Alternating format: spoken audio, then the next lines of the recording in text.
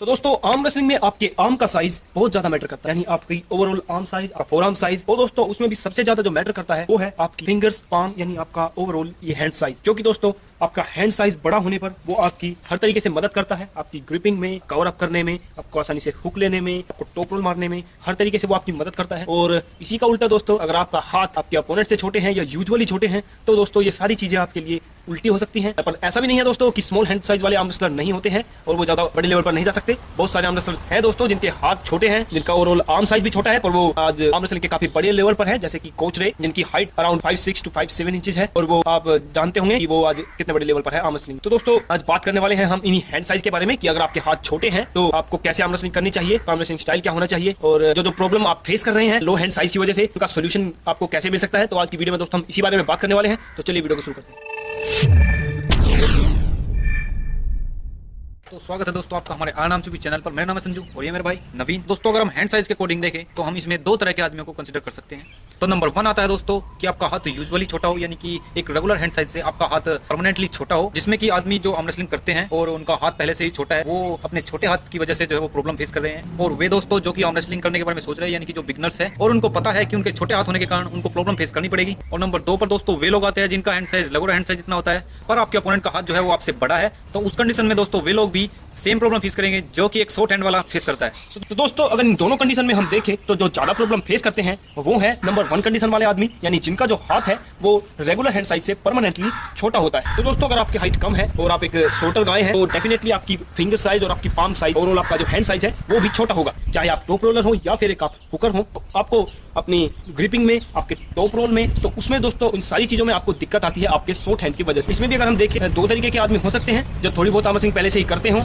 और दूसरे दोस्तों जो बिगनर्स हैं या फिर आर्म रेसलिंग करना चाहते हैं और जिनको पता है कि उनका हैंड साइज छोटा है। अगर नंबर 1 कंडीशन की हम बात करें जो आर्म रेसलिंग करते हैं, तो दोस्तों वो जो आदमी होते हैं वो एक तरीके से जब आप आर्म रेसलिंग करने लगते हैं तो वो थोड़े बहुत तरीके जो है वो अपने आप खोज लेते हैं। हमारी बॉडी अपने आप हमें ऐसी ट्रिक्स और ऐसी मूवमेंट बताती है जिसकी वजह से हम जीत सकते हैं। तो दोस्तों अगर आप ऐसी ट्रिक्स या टेक्निक्स कुछ जानते हैं जिनकी वजह से आप छोटे हैंड साइज होने की बाद भी मैचेस जीतते हैं या फिर जो आपके लिए इफेक्टिव है, तो दोस्तों हमारा सजेशन यही रहेगा कि आप उन्हें बिल्कुल ना बदले, आप अपना स्टाइल ना बदले, आप उन चीजों पर काम करें जो आपकी बॉडी ने आपको बताई है या फिर जो आप जानते हैं जो आप पर वर्क कर रहा है। तो दोस्तों आप उन्हीं को स्ट्रॉन्ग करें, क्योंकि दोस्तों वही आपके लिए ज्यादा बेनिफिशियल है। इसके अलावा दोस्तों ऐसे आदमी जो शॉर्ट हैंड की वजह से आर्म रेसलिंग में प्रॉब्लम फेस कर रहे हैं, तो उसके लिए दोस्तों 1-2 चीजें हम आपको बता सकते हैं जो आप ट्राई कर सकते हैं, जो हो सकता है आपके लिए ज्यादा बेनिफिशियल रहे। उसमें जो नंबर 1 आती है दोस्तों, तो आपको जिस चीज पर काम करना चाहिए दोस्तों वो है आपकी फिंगर स्ट्रेंथ और आपका राइजर। क्योंकि दोस्तों शॉर्ट हैंड की वजह से आपकी ग्रिपिंग में दिक्कत होती है, जो कि दोस्तों आपकी जो फिंगर स्ट्रेंथ है उस पर बहुत ज्यादा डिपेंड करती है। क्योंकि दोस्तों अगर आपकी फिंगर स्ट्रेंथ और ज्यादा होगी तो आपकी शॉर्ट फिंगर्स के बावजूद आप अपनी कंफर्टेबल ग्रिप एक तरीके से ले पाएंगे। और उसके बाद दोस्तों आपका जो राइजर है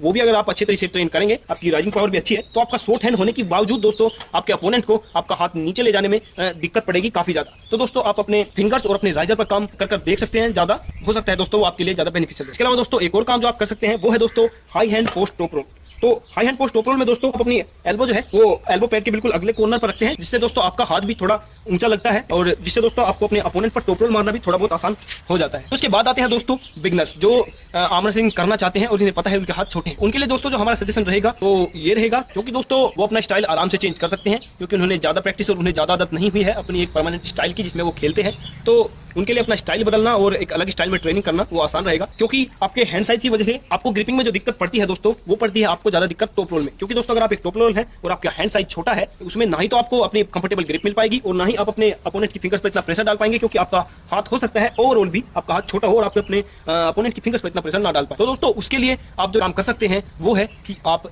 हुक में खेलें। जी हाँ दोस्तों, अगर आप हुक में खेलते हैं तो वहां दोस्तों आपकी ग्रिपिंग का इतना इंपॉर्टेंस नहीं रह जाता। वहां जो एक तरीके से फाइट होती है वो रिस्ट वर्सेस रिस्ट होती है, यानी कलाइयों की फाइट होती है, जिसमें दोस्तों एक बार हुक लग जाते हैं तो एक तरीके से जो सारी पावर लगती है वो है आपके एंगल की और आपकी रिस्ट की। तो उसमें दोस्तों आपका शॉर्ट हैंड आपको मदद भी कर सकता है, क्योंकि दोस्तों आपका हाथ जितना ज्यादा छोटा होगा आपका जो लेवरेज है दोस्तों वो उतना ही कम होगा और आपके अपोनेंट के लिए उतना ही ज्यादा होगा। क्योंकि दोस्तों आपके अपोनेंट का हाथ लंबा है और आपका हाथ छोटा है, तो एक तरीके से दोस्तों आपके अपोनेंट को आपको हराने के लिए ज्यादा फोर्स की जरूरत पड़ेगी और आपको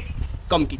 तो दोस्तों यही था कि अगर आप एक बिगनर्स हैं और आप आर्म रेसलिंग करना चाहते हैं एक शॉर्ट हैंड के साथ, तो दोस्तों आपके लिए ज्यादा बेनिफिशियल जो रहेगा वो यही रहेगा कि आप हुक स्टाइल में खेलें। इसके अलावा दोस्तों एक और तरीका है, अगर आपका हाथ छोटे हैं, चाहे वो बिगनर्स हो या फिर कुछ टाइम से आर्म रेसलिंग कर रहे हो, तो उनके लिए दोस्तों एक और तरीका हो सकता है शॉर्ट हैंड के साथ आर्म रेसलिंग करने का, जो आपके लिए बेनिफिशियल रहेगा वो है दोस्तों स्ट्रैप में खेलना। क्योंकि दोस्तों एक बार स्लिप कराने के बाद आप जब स्ट्रैप में फाइट करते हैं तो वहां आप चाहे एक टॉप रोलर हो या फिर एक हुकर हो, आपकी विस्ट पावर का ज्यादा इंपॉर्टेंस होता है, ना कि आपकी फिंगर स्ट्रेंथ और आपकी ग्रिपिंग का। तो दोस्तों उसमें भी अगर आपका हाथ छोटा है, आपके अपोनेंट को हराने में स्ट्रैप भी आपके लिए बेनिफिशियल रहेगी। तो ये जो सारी चीजें दोस्तों हमने बताई हैं वो ट्राई कर सकते हैं जिनका हाथ जो है दोस्तों वो परमानेंटली छोटा है, चाहे वो आर्म रेसलिंग करते हो या फिर आर्म रेसलिंग के बारे में सोच रहे हैं। तो आते हैं नंबर 2 पर दोस्तों। अगर हमारा हैंड साइज एक रेगुलर हैंड साइज है पर हमारा अपोनेंट जो है दोस्तों उसका हाथ जो है वो काफी बड़ा है, उस कंडीशन में भी दोस्तों हम सेम प्रॉब्लम फेस कर सकते हैं जो कि दोस्तों एक शॉर्ट हैंड साइज वाले तो आदमी है वो फेस करते हैं। उसके लिए तो अगर मान ले कि हमारा जो अपोनेंट है उसका हैंड साइज हमसे बड़ा है, ओवरऑल मेरा जो हाथ है उससे कंपेयरली छोटा है, तो उसमें दोस्तों जो आप कर सकते हैं नंबर 1 जो आपने थोड़ी देर पहले बताया था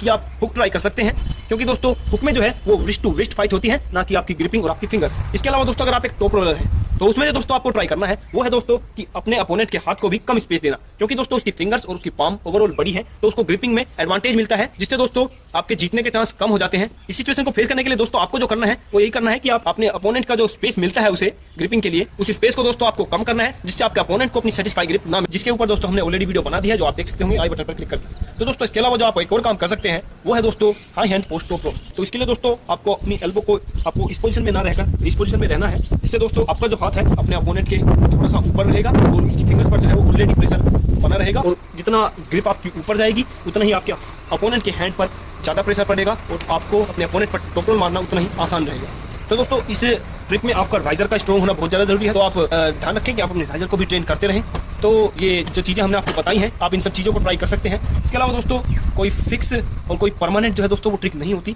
कि वो आप पर वर्क करेगी ही करेगी, या फिर उस ट्रिक को या फिर उस चीज को अप्लाई करने से, उस चीज को सीखने से आप अपने सभी ओपोनेंट को हरा देंगे, आप कभी भी डिफीट नहीं हो पाएंगे या आपकी सारी प्रॉब्लम सोल्व हो जाएगी, क्योंकि सभी के जो जेनेटिक्स है सभी की मसल से सबकी अलग अलग होती है। तो इसलिए दोस्तों सभी पर एक ही चीज काम नहीं कर सकती और सबको दोस्तों अपने ऊपर अलग अलग तरीके से काम करके देखना पड़ता है, तभी आपको पता लग पाएगा कि आप पर कौन सी चीज काम करती है और कौन सी चीज काम नहीं करती है। तो दोस्तों